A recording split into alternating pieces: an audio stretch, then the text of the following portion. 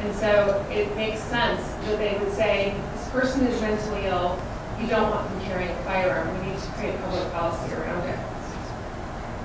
Now, you may be asking yourself, aren't the people being diagnosed with mental illness really severely disturbed? At one time, this may have been true. Oh, I have to back up. Coercion through exploitations of fear is a common tactic for authoritarian type government. In fact, over 40 years ago, this was the definition of terrorism. It was a political system that used fear tactics to coerce their mass population. Now, it's a person or persons who get together to seek to overthrow political power for political ends. Interesting how that definition has changed. Now, aren't they diagnosing just severely mentally disturbed people? The American Psychiatric Association is currently trying to label things like shyness, grieving, eccentricity, and other common emotions as mental illness. And if you go onto the internet and you look up DSM-5, Roman numeral 5, you'll see that's their next diagnostic, gosh, I lost the word. It's DSM-5, so Google DSM-5 for psychiatry. And that's their list of proposals for what should be included as a mental illness. And these common emotions are among them.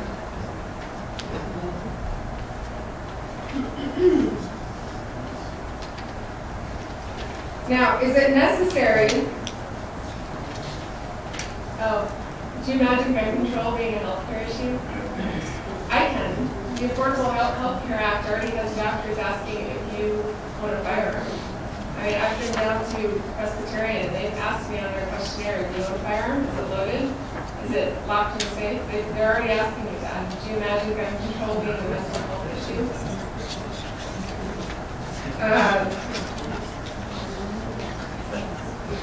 Now, is it necessary that we keep the Charles Mansons of our society from getting a firearm? Sure. There is no doubt that there are several cases where it is more dangerous for certain people to have firearms. But is it the responsibility of the federal government to provide that solution? Murray Rothbard pointed out that it does not follow logically that just because there is a need in society, that the government must provide the solution. And I want to show you the power structure as we are told, as we're made to believe in America. This is how the power structure looks. The federal government has the greatest amount of power. They dictate to the state dictates to the county dictates to the municipality. The individual is left at the bottom following orders and having to follow the rules. This is how they want you to believe this. This is not how it is in reality. I'm going to show you what it looks like in reality.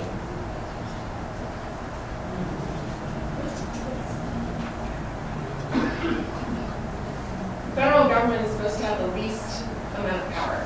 The individual has the greatest amount of power to govern, the greatest authority. Why is this? Because government wouldn't exist without people. Okay? Government comes together and they either appoint themselves or you elect them. But they would not exist without people. I'm going to give a nod to Mark Rubio. All right. Now,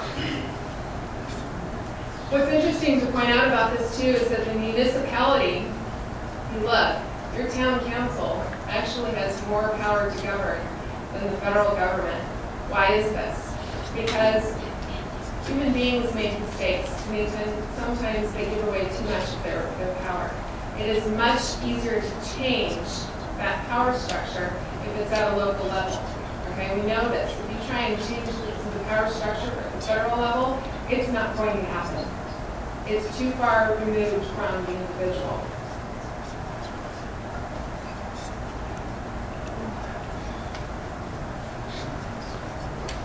Facts do not cease to exist because they are ignored. So this is true. The authority to govern rests with the individual. This is true whether the federal government believes it or not, or whether you believe it or not. It rests with you. Now,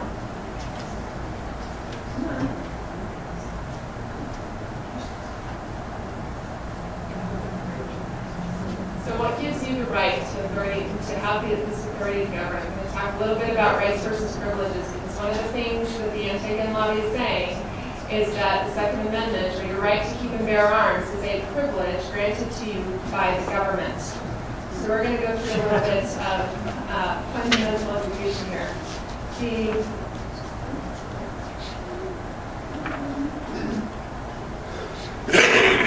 Okay, Black's Law Dictionary, and I'm paraphrasing here, defines rights as the power of free action inherent in one person.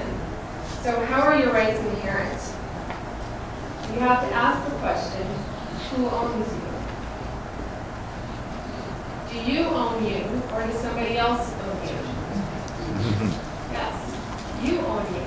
Somebody else owns you, and you'd be a slave. And by most moral standards, that's not ethical. So ownership implies the right of use. We clearly have use of our own bodies. We feed ourselves, we clothe ourselves, we shelter ourselves, we use our bodies to create new things and new ideas. Therefore, you own yourself. Okay, so self-ownership makes your rights inherent. And John Locke points out in the Homestead Principle that because your body can create new things and new ideas, that the products of your labor and your agreements to exchange those labors in contract also apply to self-ownership. So let's say, you own yourself, you have a right to protect yourself. Let's say you make an AR-15. Okay, that's your property. That self-ownership extends to that, you have a right to it. Let's say your neighbor down the street doesn't know how to make an AR-15, but he's got $500. That's a really good deal. He's got $500 and he wants to pay you to make him an AR-15. So you make him an AR-15. Okay, you have the right to make the contract to make that exchange. If you have time, go Google John Locke and the Homestead Principle. It's amazing.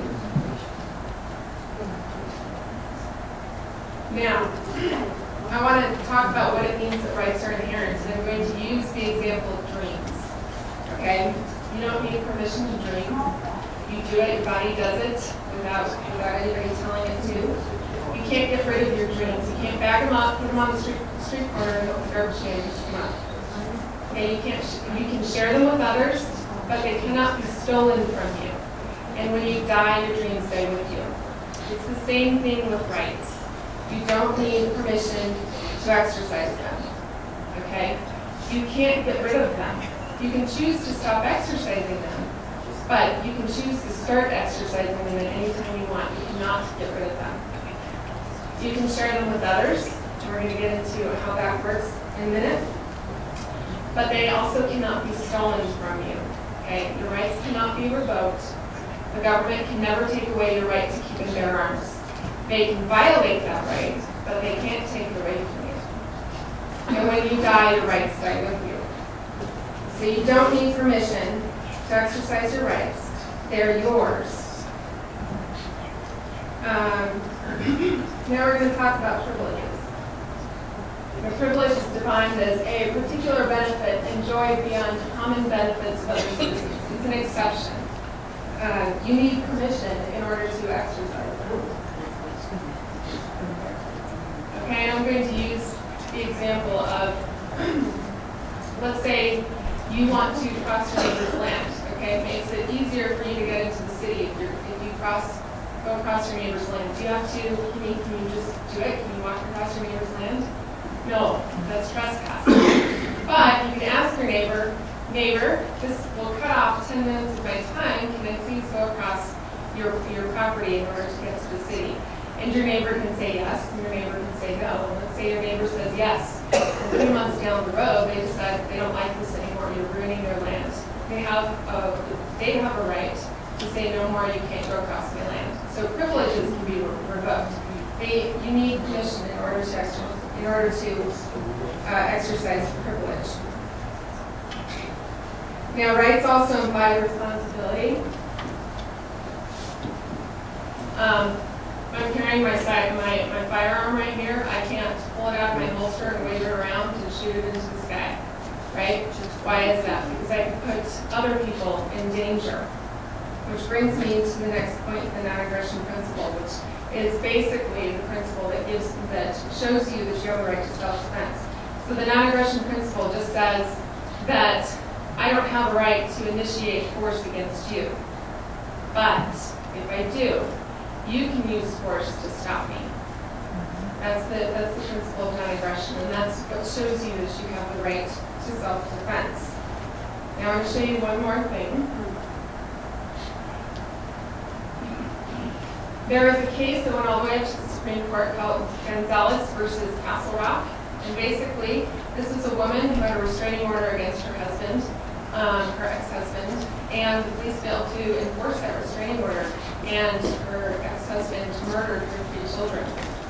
And so she took that case to court and went all the way up to the Supreme Court. And the Supreme Court said that the police have no obligation to protect you. And this is actually a true statement. The police can't actually prevent crime. You open up a can of worms when you do that. The police have no obligation to protect you. So if you don't protect yourself, who or what will?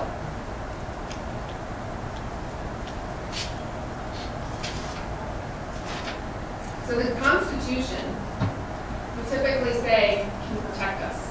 But the Constitution cannot protect us. It is literally just a piece of paper. We have to protect the Constitution.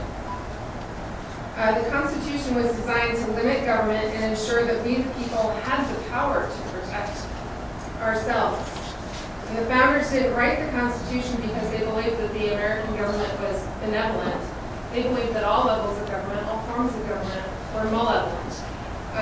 And although they served a purpose towards good, you had to severely restrain them in order to keep them in check.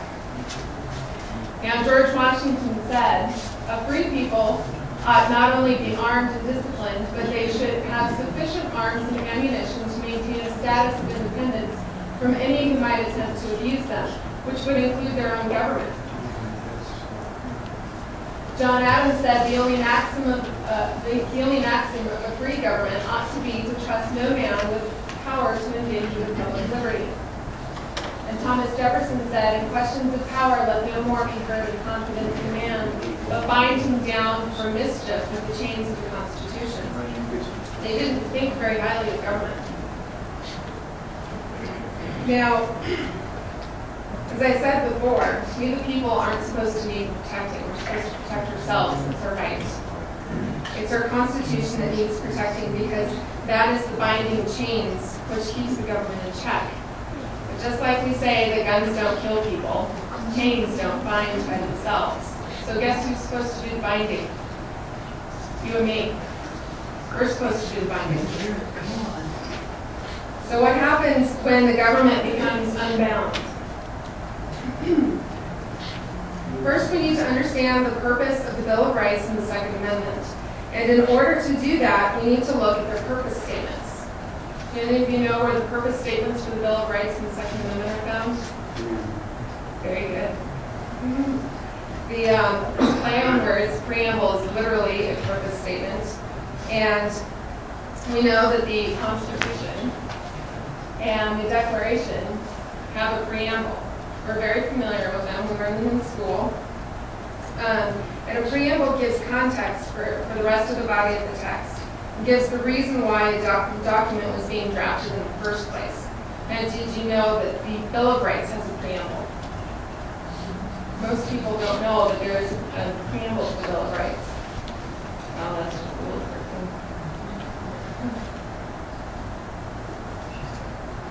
So, the preamble to the Bill of Rights reads as this. The convention of a number of the states, having at the time of their adopting the Constitution expressed a desire in order to prevent misconstruction or abuse of its powers, that further declaratory and restrictive clauses should be added. The Bill of Rights forbids any restrictive clauses be added to the rights enumerated in the Constitution. So any restriction against speech, against free press, against religion, against firearms, against due process, it is expressly forbidden. And even conservative constitutional scholars, which you have